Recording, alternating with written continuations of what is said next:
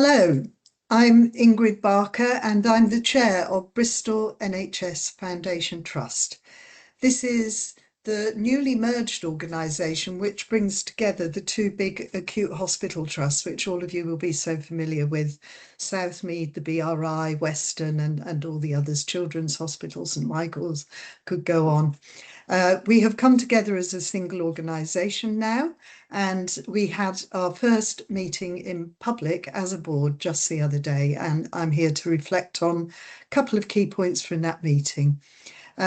First of all, to just say, as a new organisation, we have huge ambitions to make our services even more responsive to the people and communities we serve, to make them seamless, joined up, to tackle the inequalities that we know some of you experience in using those services. So please do give us feedback on how we're doing. We really need to know that we're making a success of this.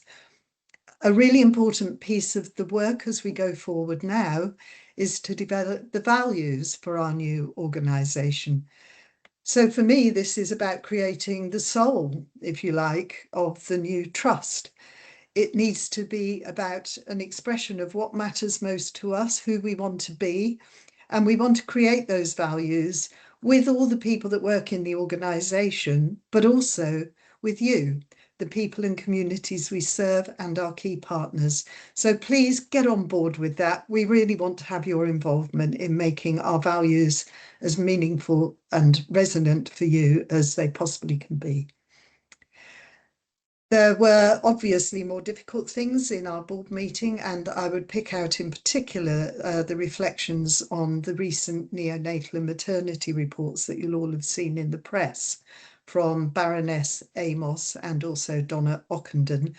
I want to assure you that our board is taking those findings and recommendations very, very seriously. We're going through them now to identify any new learnings that we can put into place to make our services even better, and to build on the really productive work that our maternity and neonatal colleagues are doing already in our trust.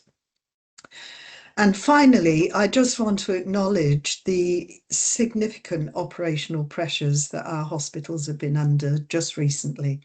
The demand for services has been exceptionally high, particularly for this time of year when one might have hoped it would reduce a little bit. But also it's been exacerbated a lot by the very hot weather. And we really do appreciate that the impact that that has on your health in some cases, and particularly people with particular long-term conditions. We realise you really do need help. What we would do, though, is ask you to reflect on where you first turn to for that help, when you might need urgent but not life-saving care, the options that are open to you around urgent care centres, minor injuries units, your GPs, of course, and pharmacy. And if you're really not sure where to turn, please do ring 111, who will be able to advise you on options. But of course, if you need us, we are always here. So I think that's it for me for today. Thank you for listening to me, and hope to be able to speak to you again before too long. Bye-bye.